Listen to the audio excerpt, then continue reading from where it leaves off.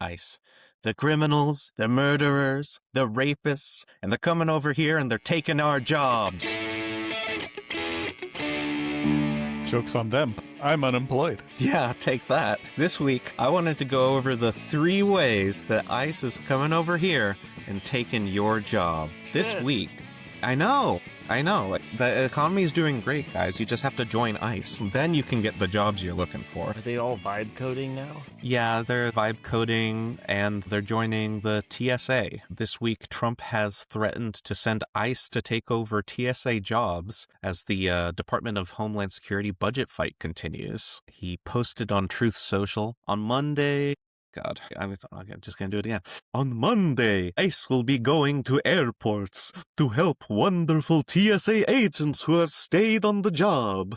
I will move our brilliant and patriotic ICE agents to the airports, where they will do security like no one has ever seen. Ugh. Yeah, he's gonna move in ICE to do TSA jobs, which I guess fills in the gap, right?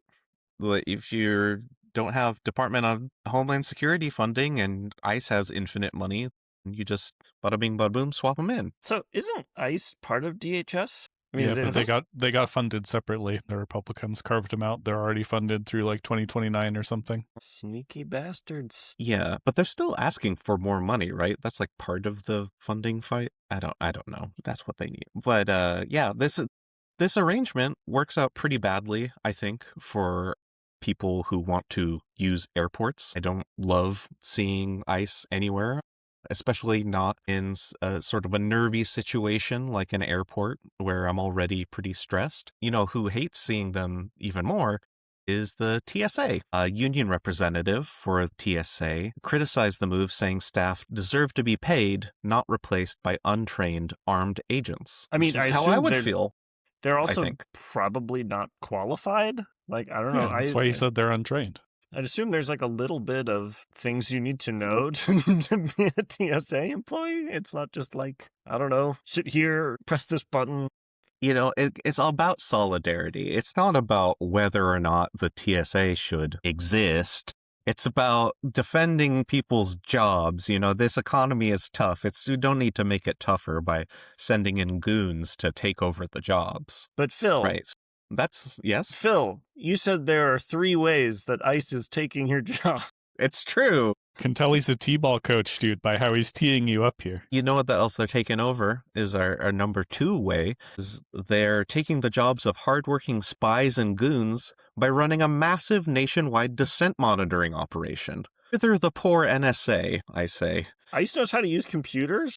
Afraid so. There is some evidence that they do use computers. I've got There's a sentence for you. There's some evidence they do use computers. I mean, if they couldn't, that explains why they can't, arrest someone as they get released from prison, right? Like, they can't go on to whatever.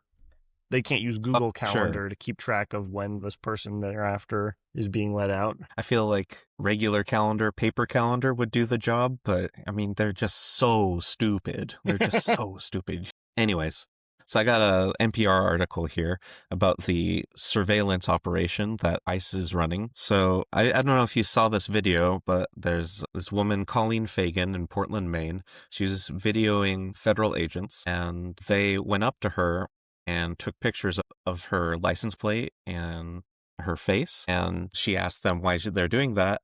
And they responded, because we have a nice little database and you're going to be considered a domestic terrorist. I mean, isn't that something that the FBI is doing? Like, why are they keeping a massive database of people who are domestic terrorists? I mean, same reasons the FBI did, right? Suppress dissent, kill any sort of civil rights leaders that show up. So, right, yeah, I mean, I guess, tongue-in-cheek here with this, they're taking the jobs from the NSA and the FBI. Basically, no one should have the job of collecting a database of normal Americans and labeling them as domestic terrorists, right? Right.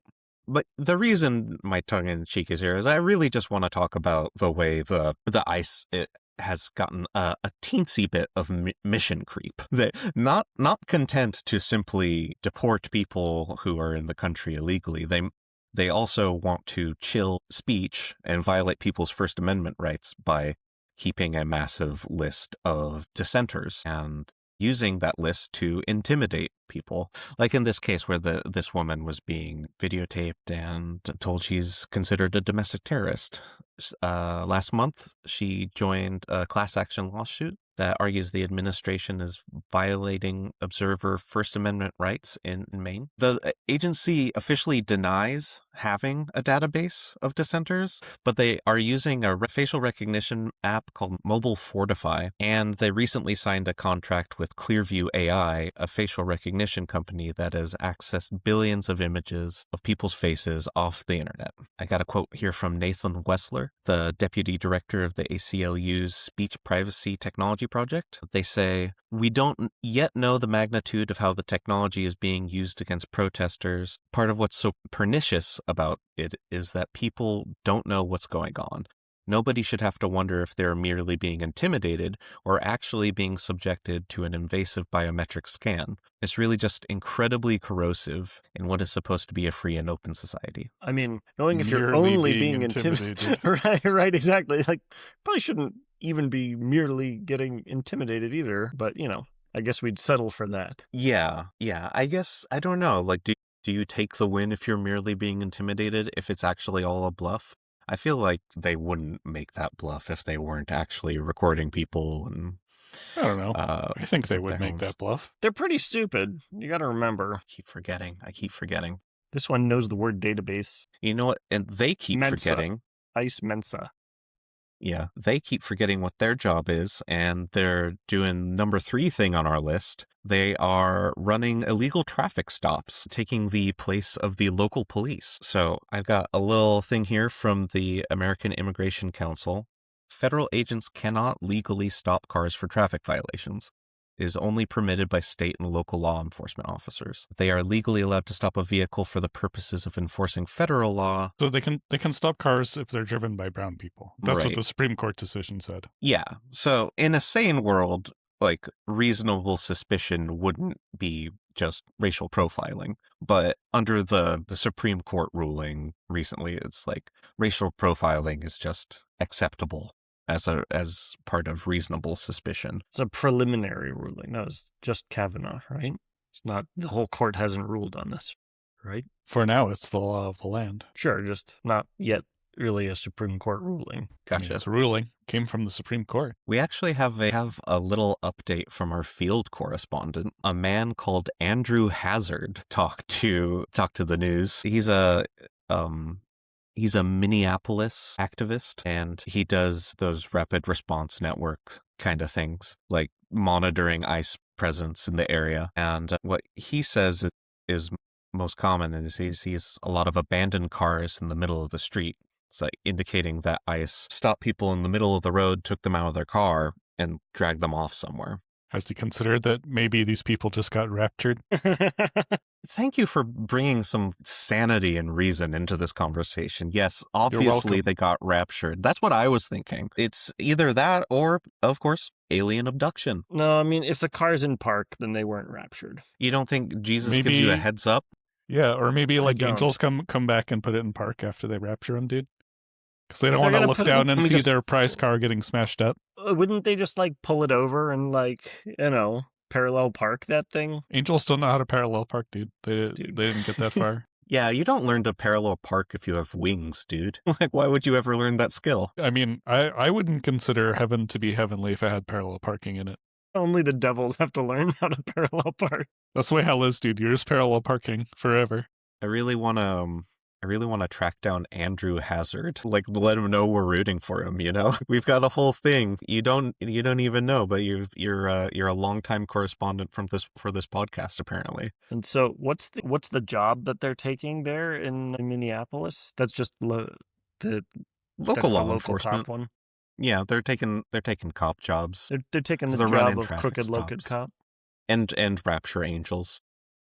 Man, I thought you were gonna say that ICE officers were starting to do a whole lot of farm work. That's where I thought this was headed. Yeah, I assume that's coming next, right? Like once they have all of the law enforcement jobs. The main thing is they're just being used as sort of like local thugs, being used to attack protesters and stuff like that. Their job description is whatever Trump feels like he needs a workforce for, which, you know, in this environment is mostly to suppress dissidents.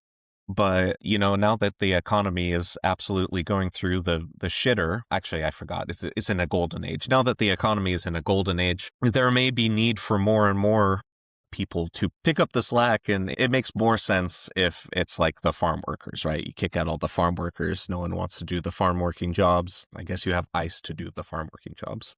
Right. I was thinking they could bring down the price of housing if they started doing construction work. Trump would be hailed as a hero for solving the affordability crisis. Maybe ICE will just slowly absorb everything, dude, until everyone in the country works for ICE, dude, and we'll finally be living in a communist paradise.